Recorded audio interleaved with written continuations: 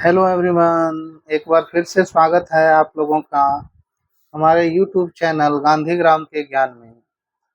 आज हम आपको 10th क्लास के बायोलॉजी का जैव प्रक्रम चैप्टर का एक बहुत ही इम्पोर्टेंट टॉपिक बताने जा रहा हूँ। मानव के श्वसन तंत्र का वर्णन। मानव का श्वसन तंत्र के बारे में आज हम जानेंगे कि मानव में श्वसन किस प्रकार होता है, मानव के कौन कौन से श्वसन अंग होते हैं और उनमें उनमें किस प्रकार से ऑक्सीजन तथा कार्बन डाइऑक्साइड का आदान प्रदान होता है। तो चले शुरू करेंगे। जैसा कि आपको पता है, हम सभी को पता है कि हम श्वसन के दौरान ऑक्सीजन वायु को लेते हैं, यानी O2 वायु को लेते हैं, और कार्बन डाइऑक्साइड अर्थात CO2 वायु को शरीर के बाहर निष्कासित करते हैं। यह पूरी क्रिया जो होती है मानव के श्वसन तंत्र में होती है। मानव का जो श्वसन तंत्र है वह दो भागों में बटा होता है। मानव का श्वसन तंत्र दो भागों में बटा होता है, जिसमें से पहला भाग जो होता है नासिका, मुख और कंठ होता है। जिसमें पहला भाग जो है नासिका, मुख, कंठ और श्वास नली होती है, और इसका दूसरा भाग जो होता है वह फेफड़ा होता है। श्वसन दो चरणों में बटा होता है। पहले चरण के दौरान नासिका, मुख, कंठ और श्वास नली आती है, और दूसरे चरण के दौरान हमारा फेफड़ा आता है। हमारे शरीर में जो श्वसन की क्रिया है वह नासिका और मुख से शुरू होती है। नासिका और मुख से शुरू होती है। नासिका आगे जाकर नासा गुहा में खुलता है। नासिका आगे जाकर नासा गुहा में खुलता है और मुख आगे जाकर मुख गुहा में खुलता है।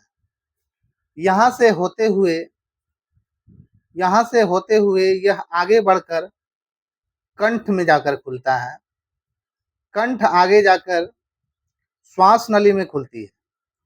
कंठ जो है आगे जाकर श्वास नली में खुलती है, जहाँ श्वास नली में रिंग नुमा गोल गोल छल्ले बने होते हैं।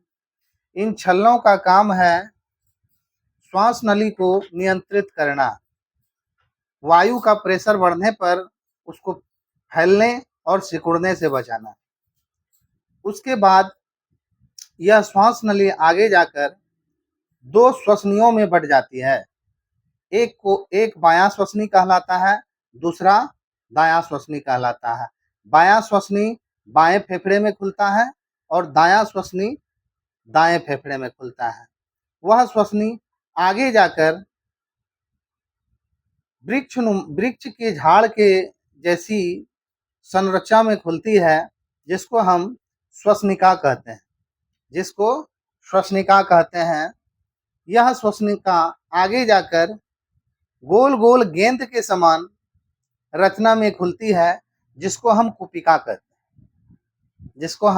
कुपिका कहते हैं। एक बार फिर से रिपीट करेंगे। सबसे पहले मनुष्य का श्वसन अंग नासिका और मुख होता है, जो आगे जाकर कंठ में खुलता है। कंठ आगे जाकर श्वास नली से जुड़ी होती है। श्वास नली में गोल गोल रिंग नुमा छल्ले बने होते हैं, जो श्वास नली को फैलने या सिकुड़ने से बचाते हैं। वह श्वास नली आगे जाकर दो श्वसनियों में बढ़ जाती है, एक बाईं श्वसनी और दूसरा दाईं श्वसनी।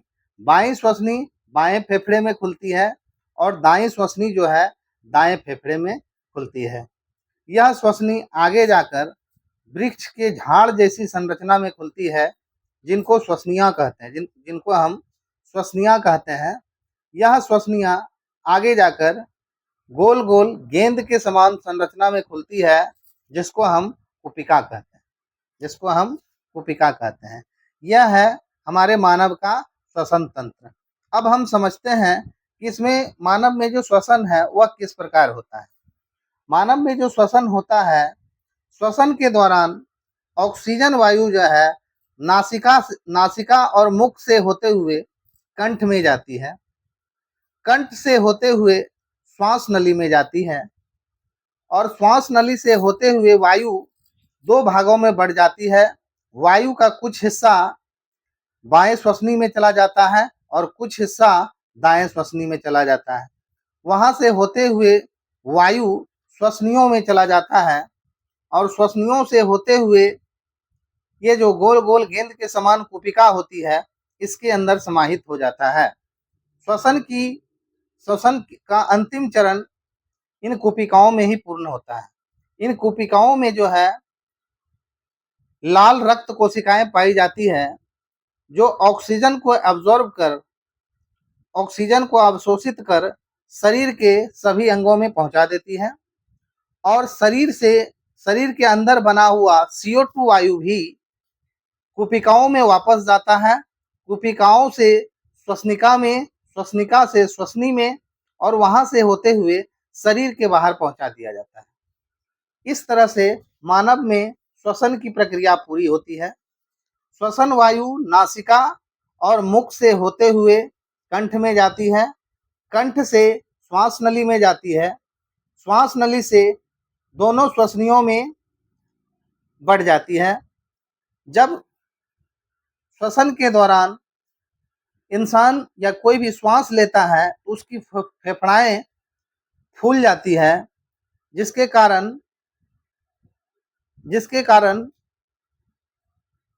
नीचे एक चौड़ी जैसी पट्टी है जिसे हम डायफ्राम कहते हैं। ये डायफ्राम का काम है कि हमारा फेफड़ा को नियंत्रण करना, फेफड़ा को पचकने या सिकुड़ने या फैलने से बचाती है। तो इस तरह से मनुष्य में श्वसन की प्रक्रिया पूरी होती है।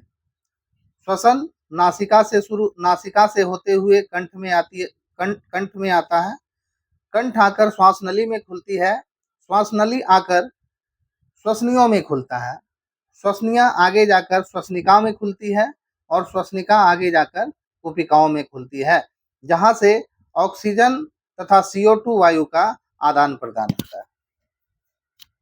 तो आज के क्लास में इतना ही। इसी प्रकार के ज्ञानवर्धक वीडियो को देखने के लिए हमारे चैनल्स को लाइक करें, सब्सक्राइब करें। आपका एक मोटिवेशन हमको एनर्जी प्रदान करेगा, आपका सहयोग हमें आगे बढ़ने की प्रेरणा देगा। तब तक के लिए धन्यवाद।